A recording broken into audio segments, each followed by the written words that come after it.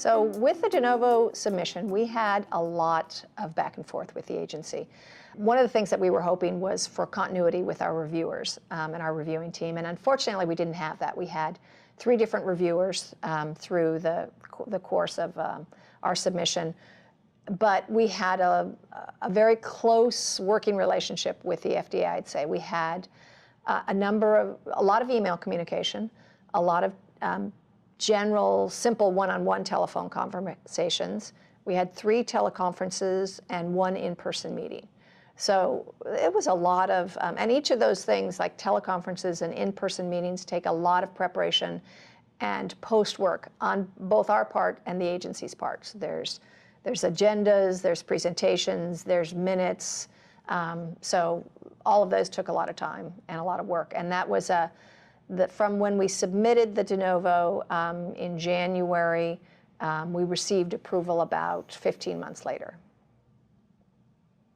Interestingly, a lot of our time was spent not necessarily on the product itself and how it worked or the algorithm.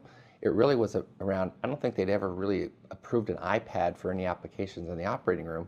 So they required us to do all sorts of electromagnetic testing on an iPad. Is it safe to use? Does it emit electronic currents?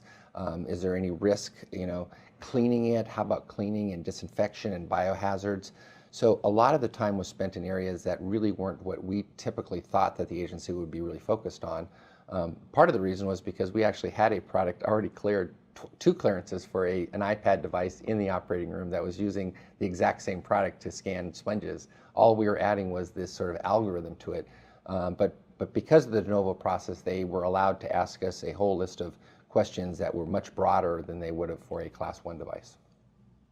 Unfortunately, I think a fair amount of that was because we were one of the first. And we worked to try and help them understand how it was going to be used in the OR. And we pushed back on a lot of things like the EMC testing because, as Milt said, we sensibly already had clearance for a couple of products that were already on an iPad used in the OR. But it came back to the FDA wanting to set up a special controls for going forward. Other companies would need to do this to demonstrate that this was appropriate for use in the OR. From a company standpoint, we make software, and it was our view, if this is software that goes onto a computer in the operating room, which are pretty common, people are using iPhones and tablets, and doctors use them all the time inside the operating rooms. To put on the company to have to validate the safety of the use of those technologies was or to us. Qualify that technology. Yeah, so it was a difficult situation. I think a great example is foot pedals. I mean, there's a foot pedal that we use. There's probably plenty of foot pedals people may want to use themselves that they prefer with the device. We don't make foot pedals. We don't make the iPad.